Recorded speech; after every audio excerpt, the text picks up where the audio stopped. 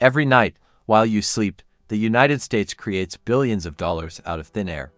And somehow, your coffee doesn't cost $50. How is that possible? How does the world's largest debtor nation keep printing money without turning into Zimbabwe? The answer isn't in economics textbooks. It's in a deal made 50 years ago in the Saudi desert. A deal that turned paper into power and made the dollar the only currency that could break every rule and get away with it. Welcome to the ancient finance, where money, power, and history collide, and nothing is ever as simple as it looks. This is the story of the petrodollar, the greatest financial weapon ever created. A system so elegant, so hidden in plain sight, that most people don't even know they're living inside it. But once you see it, you can't unsee it. And you'll understand why America can do what no other country can. Print unlimited money and export the consequences. Let's go back to 1971, August 15th. President Richard Nixon appears on television and drops a bomb that would reshape global finance forever. He announces that the United States will no longer convert dollars into gold.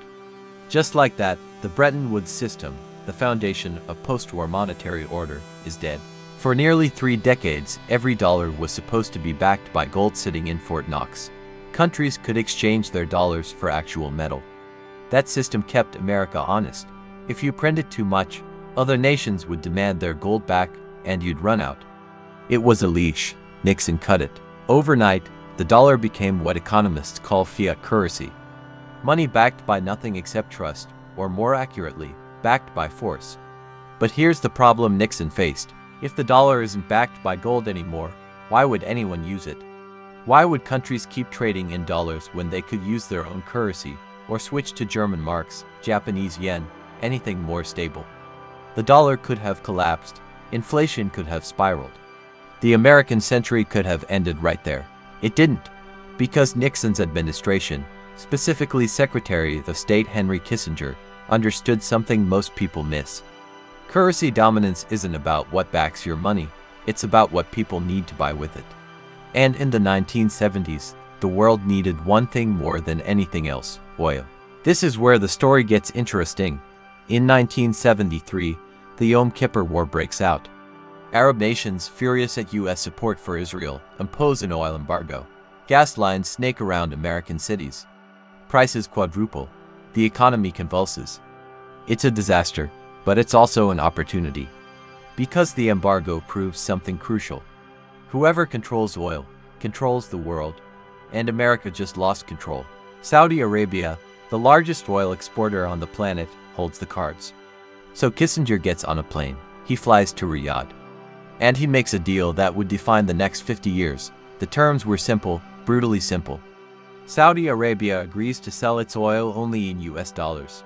In exchange, America provides military protection, weapons, and a guarantee that the House of Saud stays in power forever, no matter what. Think about what that means. If you're Japan and you need oil, you can't pay in yen. If you're Germany and you need oil, you can't pay in marks, you need dollars. So every country on Earth is suddenly forced to hold massive reserves of US currency just to keep their economies running. The dollar isn't optional anymore. It's mandatory, and that changes everything. Because now, America can print dollars knowing that global demand will absorb them. It's not just Americans using dollars, it's everyone. The entire planet becomes a sponge for US currency. Inflation that should hit American consumers gets diluted across 7 billion people. The cost of printing money is exported. The benefits stay home. It's the greatest financial hack in history. By 1975, every major oil-producing nation in OPEC follows Saudi Arabia's lead. The petrodollar system is born, and with it, a new kind of empire. Not one built on colonies or territory, but on currency flow. America doesn't need to occupy countries anymore. It just needs to control the currency they're forced to use. That's power, invisible, frictionless, and absolute. Here's how it works in practice. Let's say you're France in 1980. You need oil. You go to Saudi Arabia with a suitcase full of francs. Saudi Arabia says no. Dollars only. So you fly to New York, trade your francs for dollars, then fly back to the Middle East to buy oil. That creates automatic demand for dollars. The Federal Reserve can print more, and instead of causing inflation at home, Those dollars circulate overseas, buying oil, paying for trade, sitting in foreign central bank vaults. They never come back. This system also creates another advantage: debt without consequence. Because if you're the United States and you need to borrow money, you borrow in your own currency. If you're Argentina or Turkey, you borrow in dollars.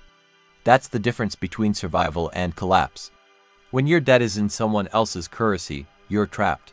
If your currency falls, your debt explodes. But if your debt is in your own currency, you just print more. The rules don't apply to you.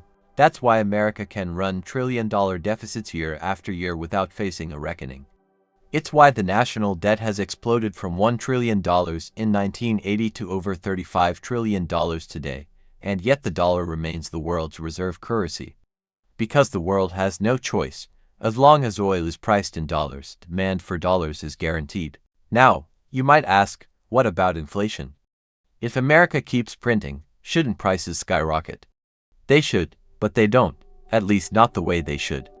Because the petrodollar does something magical. It turns domestic monetary expansion into global monetary absorption. When the Fed prints $1 trillion, a huge chunk of that flows overseas. China needs dollars to buy oil. Russia needs dollars to trade. Every central bank stockpiles dollars as a reserve. The money gets locked up in foreign vaults, never entering the US economy, never bidding up the price of groceries or rent. Inflation is outsourced. Of course, this only works as long as everyone plays along. And for 50 years, they did, because the alternatives were worse. If you tried to bypass the dollar, you face consequences. Just ask Saddam Hussein. In 2000, Iraq announced it would sell oil in euros instead of dollars. 2 years later, the US invaded, Saddam was overthrown, and Iraqi oil sales immediately switched back to dollars. Coincidence, maybe, but the message was clear. Libya's Muammar Gaddafi tried something similar. He wanted to create a gold-backed African currency to rival the dollar. By 2011, NATO was bombing Tripoli. Gaddafi was dead. The gold disappeared. The currency plan forgotten. Again, maybe it's coincidence. But when the same pattern repeats, people notice. This is the dark side of the petrodollar. It's not just an economic system, it's a system of control. A system that rewards compliance and punishes rebellion. Countries that accept it get access to global markets, loans from the IMF, trade deals, and security guarantees. Countries that resist find themselves isolated, sanctioned, or worse. It's soft power with a hard edge. But here's the thing about empires built on deals. Deals can be unmade. And that's exactly what's starting to happen. Because the world is changing. And the petrodollar, the foundation of American financial dominance, is starting to crack. The first crack appeared in 2008. The financial crisis shook global faith in the US system. If American banks could collapse, if the Fed had to print trillions just to keep the lights on, maybe the dollar wasn't so safe after all. Countries started whispering about alternatives. China and Russia began trading oil in their own currencies. It was small at first, symbolic, but symbols matter. Then came the sanctions. After Russia invaded Crimea in 2014, the US froze Russian dollar reserves. It was meant as punishment, but it also taught the world a lesson. If you hold your wealth in dollars, America controls it. With one signature, your reserves can vanish. That's not security, that's vulnerability. Russia got the message, so did China, and they started preparing. By 2023, something remarkable was happening. Saudi Arabia, the cornerstone of the entire petrodollar system, started accepting yuan for oil sales to China. That's not supposed to be possible. The whole system was built on Saudi Arabia only accepting dollars. But 50 years later, the kingdom is hedging its bets. China is now the world's largest oil importer. And Beijing doesn't want to keep borrowing American currency to buy energy. So the Saudis, always pragmatic, gave them an option. That's an earthquake, not in size yet, but in precedent. If Saudi Arabia can sell oil in yuan, other countries will follow. And if oil is no longer exclusively priced in dollars, the entire logic of the petrodollar collapses. Suddenly, the automatic demand for dollars disappears. Suddenly, all those trillions of dollars sitting in foreign vaults start looking for somewhere else to go. And if they come flooding back into the US economy, that's when inflation truly arrives. The Federal Reserve knows this. That's why every geopolitical move America makes is, at its core, about defending the dollar. It's why NATO exists, why the US has 800 military bases around the world, why aircraft carriers patrol the Persian Gulf. It's not about democracy or freedom.